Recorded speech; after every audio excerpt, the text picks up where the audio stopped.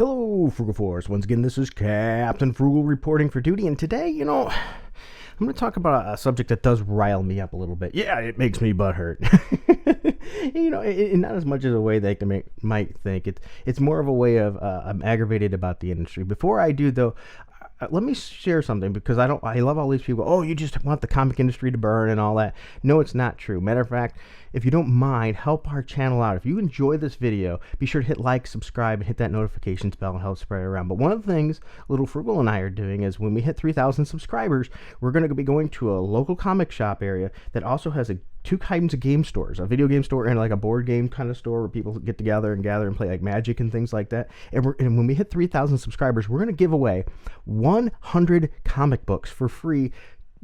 And there will be books for kids as well as adults. But here's the thing. We were only going to give away comic books that have businesses with good business practices. So if you're sitting there belittling your fans and things, we're not giving your book away and giving you free promotion. We're only giving free promotion to ones that deserve it.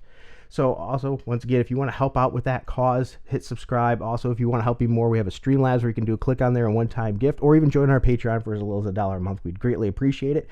Otherwise, currently we've been giving away comics nearly daily as a gift. Little Frugal's been giving them to kids to help spread the cheer of children reading and good comic books. Well, anyway, that gets me to my main point there on who a comic book from a person I would not give away, and that's Chuck Wendig. Wingding, whatever you want to call that nutbag. And here's the reason why. As you see this particular tweet here, it was part of a long rant. He says, "It is a fan petition, also fan entitlement," with a question mark. You bet your butt, which he used different words. So he thinks that a petition is fan entitlement.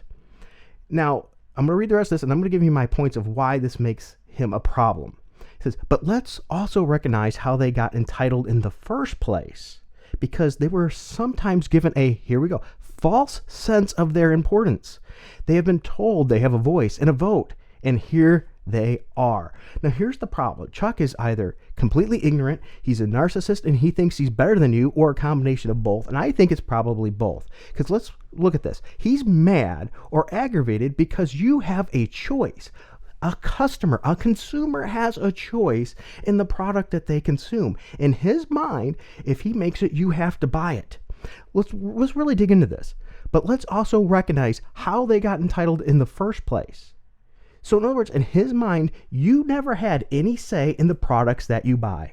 You never have any say. You have to listen to Chuck or you're a problem. Think about that. That really means something. That's why he's riled up, because now people have an avenue to get together and share their feelings and voice their thoughts, which they didn't have before a lot of the social media came. And that's why he's so mad, because this sucker could hide in the shadows of his narcissism and push things on you and deep down believe that you are not worthy. He does not think you are as good as him, because they were sometimes given, here we are, a false sense of their importance. There it is. Not a sense of importance, a false sense of importance. He is saying, you are not important. The customer is not important.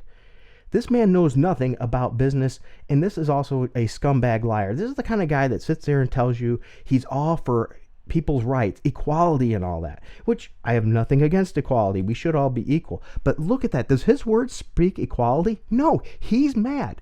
He believes in equality as long as you do what he wants. He believes in you to be equal with other people, but he needs to be above you. And that's a comic book writer and artist problem that we're seeing with a lot of these pros, and it's been leaking into their books. Not leaking, actually. It's been downright shoved in your face in a lot of their books. They have been told they have a voice and a vote. And here they are. In other words, you are not important. You shouldn't have a voice. And you shouldn't have a vote. That goes farther than a petition, I might add. They believe in that with their politics as well. So, once again, I expect you to buy my product, but you shut up and you don't have any say. This man does not know how business works or what equality really is. For business to work, you have to provide a product that your customer base, the potential market, will want. There's the problem. He hasn't made anything people wanted in quite a while. He believes that you have to want what he likes or you're the problem. That's not how business works. Business has to find what the market wants. They have to provide what the market wants. So let's think about this. Let's go with the hot dog vendor analogy here, since it's such a popular thing. Let's say you like peanut butter on your hot dogs. I know it's odd, right? Sure, peanut butter on your hot dog. As a hot dog vendor, if there's a market for that and there's money to be made, he should be providing that, even if he doesn't like peanut butter on a hot dog. It doesn't go against any of his fundamental beliefs or anything, so you should put that. But let's say this is Chuck then. Chuck gives you that peanut butter hot dog, but when you get done and you finish it out, the paper wrapper that it had on the bottom, it says people that eat peanut butter hot dogs are scum. Are you going to come back and eat another peanut butter hot dog from him? Probably not. Well, we get that same thing. Maybe you read an issue that was written by Chuck Wendig, and you thought, well, this is a little bit in my face, against my beliefs, or a little bit rude of what he's commenting on people like me. And so you go, maybe he just didn't mean it, and I'm going to go check it out. And you go on Twitter and you check out Chuck Wendig, and you see crap like this. That only confirms your thought. And then maybe even though, I challenge you, you go talk to him about it. Send him a message, not a mean one, not a rude one, not calling him names, and ask him, hey, what about this? What about people like me that don't feel that way? And see how that conversation lasts. They'll probably go a couple tweets if you're lucky, and then eventually he'll either just block you and then start belittling you, or he's going to belittle you first, then block you. Most likely he's going to block you and then belittle you because he's a scumbag. And I don't call everybody scumbags. I'm not that kind of person. I don't like calling people things like that. But this kind of person is a popular kind of thing in the comic book industry. I've seen it with other comic pros, and that's the problem. They think they're above you. They really do. And so if you have any voice, they wonder, why do you think you have a voice? It really aggravates them. They think their pedestal is higher and that they should have the voice and you should not. But yet they tote equality, which is not true equality. What they really say is, you are all equal below me. Chuck Wendig is not for equality. He's not one of these, he's using equality and his SJW concepts as a guise for power. That tends to be what they want. They want power. They want to be able to say whatever they want, preach whatever they want, and shove it down to you, on you, and you're going to buy it, and you're going to lap it up, and you're going to learn to agree with it. If not, you are the problem. That is the problem with this comic book industry today. These people are not interested in making a product that consumers want, and it shows in the sales. They're more consumed with making a product, teaching you a lesson, and shoving their thoughts in your face because they believe they are superior to you. They are either believe they're not superior to you, or they're completely ignorant of their actions, and in this case, probably both. But that's my thoughts.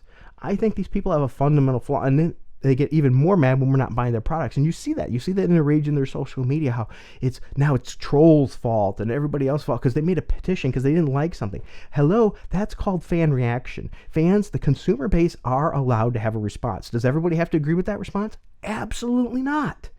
Not at all. Who cares? But if enough do, it needs to be listened to. That's good business. Businesses need to listen to the consumer base. Television shows have been brought back after cancellation due to large petitions and things saying, hey, we want this.